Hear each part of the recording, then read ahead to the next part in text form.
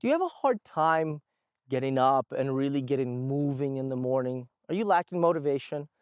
Well, if you do these three things, it's not going to be just easier.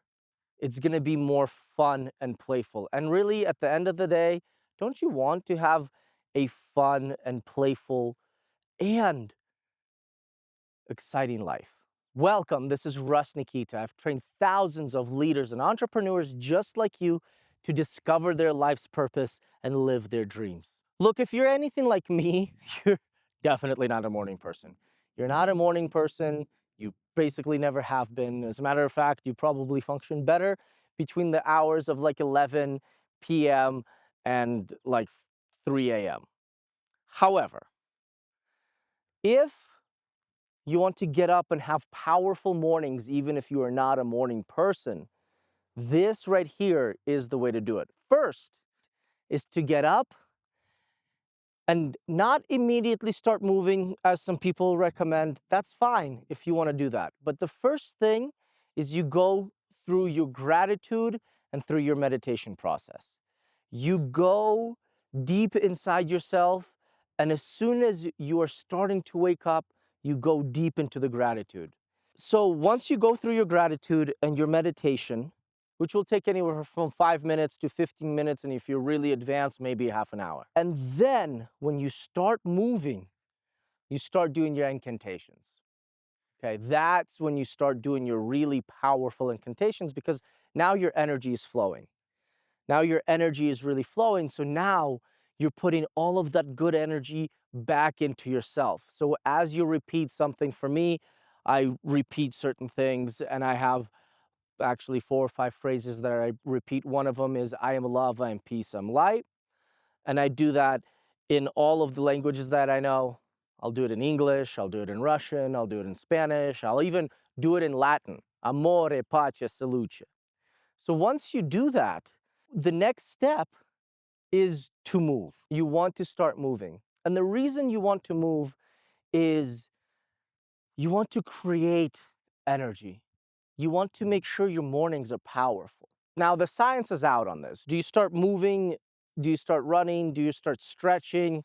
And do you play an audiobook? Do you play something motivational? Do you listen to something that will feed you? I used to do that for a long time, for sure. But recently, what I've really been doing is having silent mornings. Now, my mornings aren't silent because of my family and because things are going on, but having the silence that I create inside myself. So when I go on my run, I'm not listening to anything in my headphones. I am just listening to nature. If I'm in the city, then I'm listening to all the city sounds. And I'm doing my best to take everything in, to just be completely immersed in the environment, to be there 100% without any distractions, and listen to myself, give to myself, really create that powerful morning. Now, is it really hard some mornings? Yes, it is. Is it hard almost most mornings? Yes, it is. Especially if you're not a morning person. I 100% understand. When you're changing your schedule, the first 2 weeks are gonna suck. Okay, don't let anybody tell you that it's not gonna suck. It's gonna suck. And if other people have told you that it's not gonna suck, and you experience some sucking and you're like, wow, that's incongruent, I'll be honest with you. No, it's gonna suck. It might suck for months, especially if you've trained yourself consistently for years, right? If you've been getting up in a certain way for 5, 10, 15 years, then changing that pattern, it's gonna be challenging. It's gonna be challenging mentally. It's probably gonna be challenging emotionally. And it's probably gonna be challenging physically. Because you literally have to reprogram your muscles. You literally have to reprogram your brain. You have to reprogram your heart. Your heart might be like, you know what's nice? Staying in bed. That's real nice. Your brain might make a lot of excuse. And then your body might tell you, you know, I'm sore. Let's just do it later. I don't want to get up right now. Well, the whole point is to push through resistance. The whole point of getting up and doing the hard things is to push through the resistance. However, at the same time, it doesn't have to be super duper painful.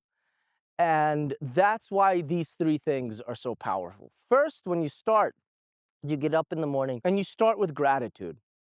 And you start with yourself, you start with your family. You keep going to your friends, to your community, to your country, to the world. In that gratitude, you can find some things that maybe other people don't have that you're grateful for. Maybe the fact that you can just control yourself and get up.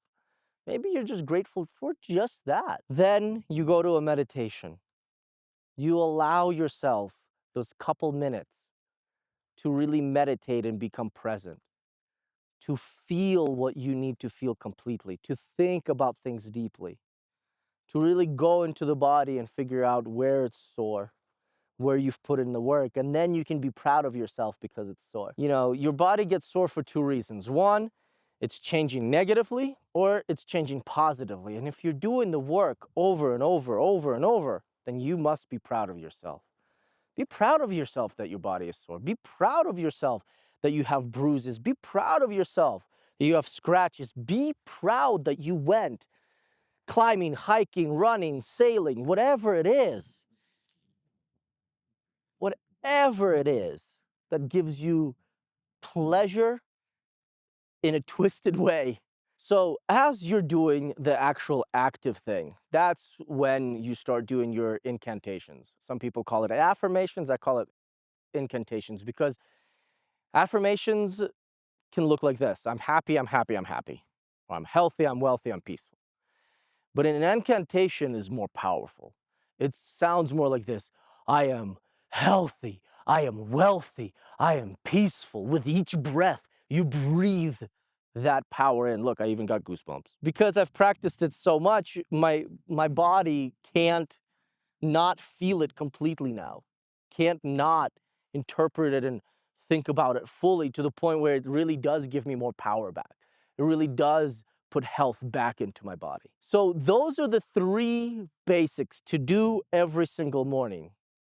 Gratitude, meditate, and then incant. You do them in different times, right? You get up, you do your gratitude, you do your meditation, you create that space and silence for yourself, and then you do the incantations during your stretching and your training. And you might be that weird person in the gym. You might be that weird person running and talking to yourself. But you know what? Everybody talks to themselves nowadays. It's okay. Then if they say, well, it doesn't work, well, you know, maybe it didn't work for them. Maybe they had a bad experience. And the only reason it wouldn't work for them is they didn't do it persistently, and if they didn't do it consistently. There's going to be days that are going to be very challenging. There's going to be days that are going to be very, very, very, very, very difficult. There's going to be days where you're not going to want to do it. There's going to be days after you're hurt, after maybe you've had a surgery, after maybe you've had an accident. Maybe you literally can't physically get up and run because you're still on the medical bed. Well, just because you can't physically move doesn't mean you can't do it. Okay, you can still do gratitude. If you can think, you can still 100% do gratitude.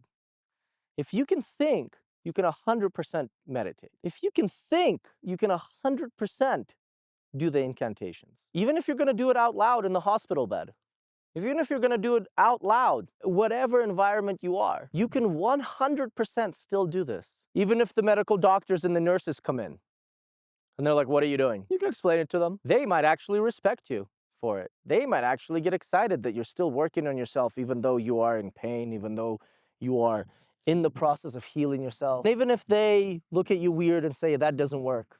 Well, you know, doctors don't know everything. People definitely don't know everything. If it works for you, it works. If it works for you for half a second, it works.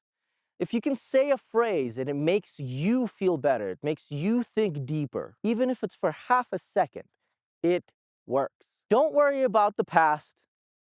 Let go of the future. If it works right now, then it works.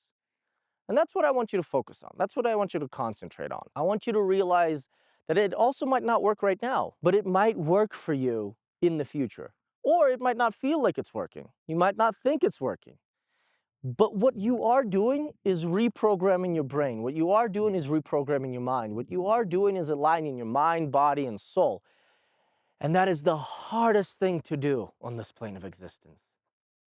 It is so difficult to be fully connected with your mind, body, and soul, until things flow to such a point that it seems like you're just manifesting absolutely perfectly and precisely. Well, the only way that people can manifest, and it seems like their life is always flowing, is by having consistent, challenging practices.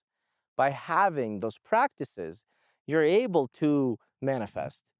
You're able to bring things from the ether, from the source, from universal intelligence into the present moment because you have consistent practices. Now, other people's practices might not look like what I'm describing, but if you dive deep into it, I can guarantee you're going to find some things that are consistent with what I'm saying. And some of those things might align, and some of them might not. But I'm giving you the tools, the structures, the practices, and the systems that will elevate you not just right now, but will do it for literally eons to come. Because the hardest thing to do in the world is to control yourself, to control your emotions, to control your thoughts, and to control your actions. And if you can control your emotions, your thoughts, and your actions, you can align those things, then anything and everything becomes possible to you, and things start flowing. Things start flowing. You get into a flow state. You're able to create and manifest whatever it is that you want. You're able to have a nice life, and your life becomes a lot less de-stressful, right? It's good to have eustress, positive stress, right? Like training or working out. That's good. It's eustress because you're building something. But a lot more distress because you are now not operating out of reaction. You're now operating from a place of power. And even if something happens that you didn't plan, like it's an accident, you can use that as a challenge to go deeper into your peace, to go deeper into your fearlessness, to go deeper into presence. Remember to stay peaceful. This is Russ Nikita. Let's go.